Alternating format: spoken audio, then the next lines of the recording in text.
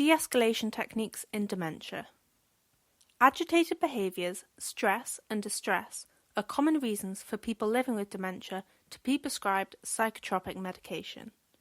Such medications are not always effective, and their use often results in problematic side effects, such as falls, heart and vascular problems, and confusion.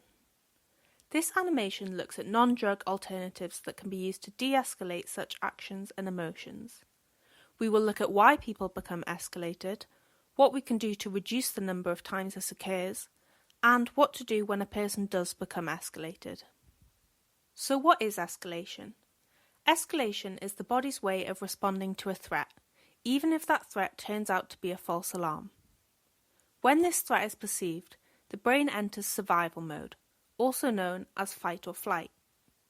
The reasoning part of their brain is pushed aside, and the amygdala fires up, telling the body to do anything possible to protect themselves and gain control of the situation. Although this is most commonly associated with physical dangers, it often links to social harm, such as being disrespected or fear of losing our place in our family structure or social group. The most frequent emotions associated with fight or flight are anger and anxiety. Anger tends to be associated with frustration and a sense of being over-controlled. Anxiety is often a response to feelings of vulnerability and sensing that they're not being able to cope in their current situation. This is a deep-rooted natural response that everyone experiences. However, in people with dementia, this may become more common. This is due to a number of reasons. Taking the topic of anxiety first. Anxiety is often heightened in people living with dementia because their sense of being vulnerable is more acute. Due to memory difficulties, they may not be sure where they are, how they got there, or who exactly the people are around them. Time shifting can result in someone perceiving the world from 30 years ago, but not being able to recognise anyone familiar from that time.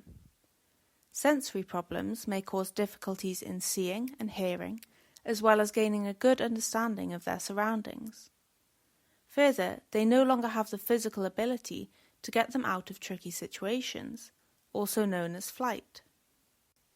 Anger is also very common, particularly in situations where the person no longer has the insight that they have dementia. In such cases, the person may react aggressively to being told what they can and can't do. For example, you can't leave the building, you need to take these tablets, you can't have the keys to the car. This may be even more problematic for those who have been independent throughout their lives. Control and autonomy are greatly prized by humans, and removing them often leads to agitation unless the situation is handled carefully. In order to help us navigate this tricky area of emotional stress and distress, we can look to the 8 fundamental needs to help us de-escalate situations. A quick reminder of the needs. They are feeling safe, having fun, experiencing meaningful touch, being respected, having a sense of belonging and control, being free from pain, and having a sense of purpose. This figure shows how we could use each of these needs as a focus to ensure the person's amygdala is not triggered and the person doesn't get angry or anxious.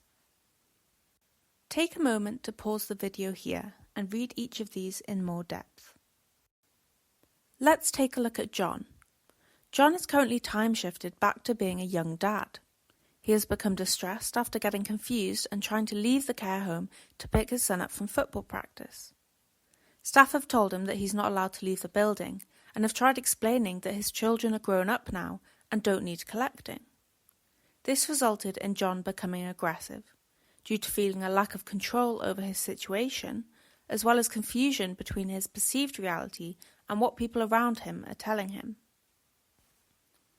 In this situation, the member of staff should not undermine John's needs by cornering him or blocking exits, towering over him, not respecting his personal space or privacy, failing to acknowledge his presence or being unwilling to engage with him, and not referring to him respectfully.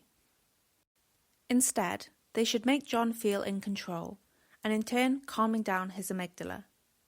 This can be done using specific body language, words, and actions. If John is seated or on the floor, get down to his height. Maintain good quality eye contact. Keep your body posture open and relaxed. Keep 2 arms lengths between you. Keep your hands visible and slow. Talk slowly and in a low tone, using respectful language. Once things have calmed down, it's important not to rush. Even if the person appears to have calmed down, it can take 20 to 30 minutes for the body to leave survival mode. During this time, it's important to create a calm environment. Ask what you can do to help rather than assuming. Ensure they are comfortable and free from pain. If they want, you can play their favourite music or give them a sensory object. Try to get them to name their emotions. You want them to understand what they were feeling in the moment rather than telling them what was wrong with their reaction. Validate their emotions and be empathetic. Thank you for watching.